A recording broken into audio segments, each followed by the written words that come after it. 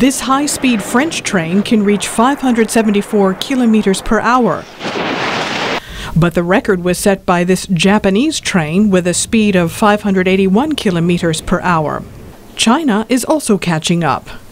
Meanwhile, in the U.S., the fastest train, known as Acela, reaches less than half those speeds and only operates between Washington, New York, and Boston.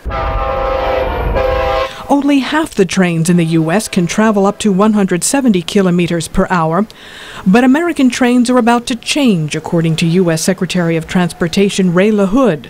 The day will come when you can see travel from Los Angeles to San Francisco in under 3 hours going 220 miles per hour. Construction of California's high-speed train could start in 2012.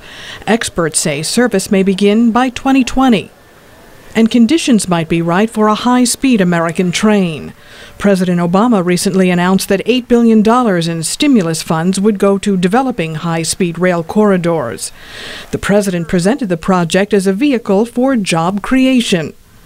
John Risch is with the United Transportation Union, the largest union representing railroad workers in the United States. In California alone, it's estimated that 160,000 construction jobs could be created just to build those two high-speed rail corridors. The project will develop 13 corridors between heavily populated areas.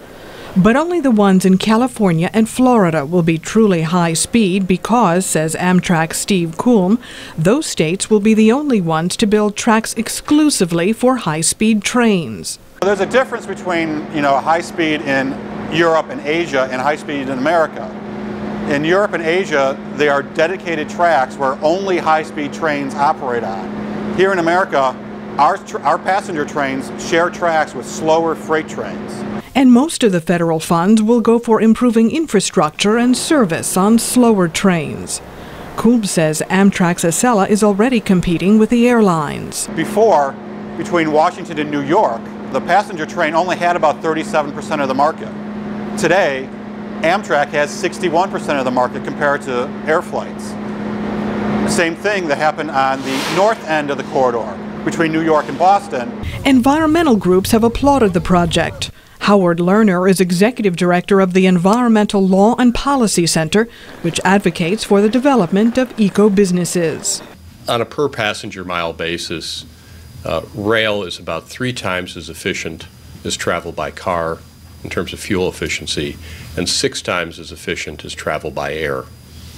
So there are pretty substantial pollution reduction benefits, both in terms of greenhouse gases and other pollutants. John Risch of the United Transportation Union says there are more benefits. Passenger trains are the safest form of transportation available, with the exception of the elevator. Trains are fuel efficient, they relieve highway and airport congestion, and they also reduce our dependence on foreign oil, making trains, passenger trains, the safer, cleaner, greener transportation option. Critics say $8 billion will start many small projects but won't finish them. Supporters of the plan say that nevertheless it will lay the foundation for a new kind of mass transportation in the United States. For producer Zulima Palacio, this is Debora Tate, VOA News.